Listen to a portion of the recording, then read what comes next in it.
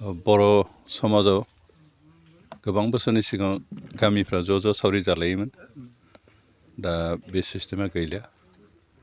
बेनिखाय न'खरफ्राव माइ हानोबा हय हारसिं हाना फोजोबनांगोन नङाबा खामला होना फोजोबनांगोन।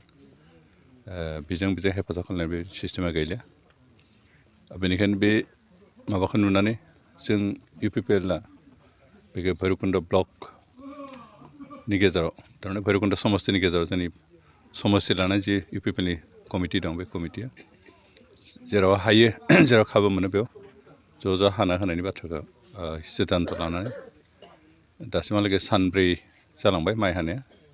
दिनै फाख्रिबारि गामियाव हादों। आरो बेबायदिनो जोंनि गामि ओनसोलाव जिहेतु दा खामला मोननोबो थान जायोसै आरो रेटआ बहुद बारा।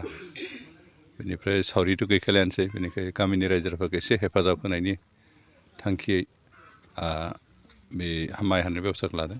दिनै फाख्रिबारियाव हादों। दासिमहालागै फ्राय बिगाब्रैसो हानानै फोजोबनाय जाबाय। आरो जायफ्रा दिनै बे माइ हानायाव बाहागो लादों बिथांमोनखौ आं साबायखर होदों। लोगोसे जाय न'खरा बे माइ हाहोदों बिथांमोनखौ साबायखर होदों जे जोंनो बिदि सुबिदा होनायखाय रायजोफोरखौ हेफाजाब खालामनो थाखाय। गोबां जायगायाव बेबायदि सुबिदा होनो नागिरा रायजोफ्रा। दा जों बिना फैसायावनो हाना होदों।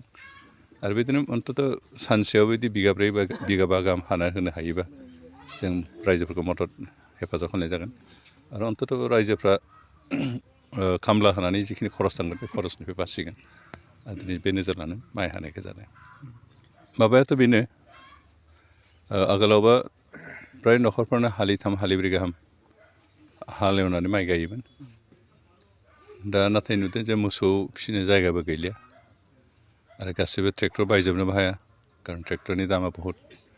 बेनिखाय लोगोसे जों आबाद मावनाय जिखिनि खरस जायो आबादनिफ्राय मोननाया बेखौ जेने तेने मेकआप खालामनोबो हाया। गोबां जायगायावनो लस जायो। जिखिनि खरस जायो बेसेबांखिनि ओंखारा। दा बेफोरखौ हिसाब थिसाब खालामनानै लस जानाय बायदि मोननायखाय गोबाङानो आबाद मावनो गारबाय। माथ्र' गावनो जानो थाखाय जिखिनि नांगौ बेखौल'सो मावोसै। बाखिखौ हय आदि होयो नङाबा थिखा होयो बिदि खालामो। दिनै जों खिन्थु BTR सरकारा आबादारिफोरनो हेफाजाब खालामनायनि गोबां बाथ्रा गोबां आसनि जों लादों। बेफोरखौ जों इमप्लिमेन्ट खालामनो हायोबा अन्तत रायजोफ्रा लुकसान जायालासिनो आबाद मावनो हानायनि बेबस्था जागोन। आरो बे थांखिखौ जाफुंहोनो थाखायनो जों मोनफ्रोमबो काउन्सिल समस्तियाव मोनसे फार्म मेसिनारि बेंक खुलिनाय बाथ्रा सानदोंमोन। एबार मोनसे जों खुलिजेनदों। खिन्थु गोबां बेंक मेसिनारि बेंकआव जों गोबां मेसिन लानो हायाखै। दा बेखौ जों बोसोरसे नायनानै साक्सेस जायो बायदिबा बेखौ एक्सटेन्ड खालामनानै हयथ' मोनसे भिजिटेसननि सिगांनो गंसे फार्म मेसिनारि बेंक बानायनाय खोथाखौ सिन्था खालामदों। आरो बेबायदि खालामनो हायोबा जोंहा अन्तत आबादारिफ्रा खम माबायावनो रेटआवनो ट्रेक्टर, माइ हाग्रा मेसिन बा माइ मारा होग्रा मेसिन बेबायदि भारा लानो हागोन। आरो लानायनि गेजेरजों गावनि आबादखौ थाबै दैखांनो हागोन आरो खम खरसावनो हागोन।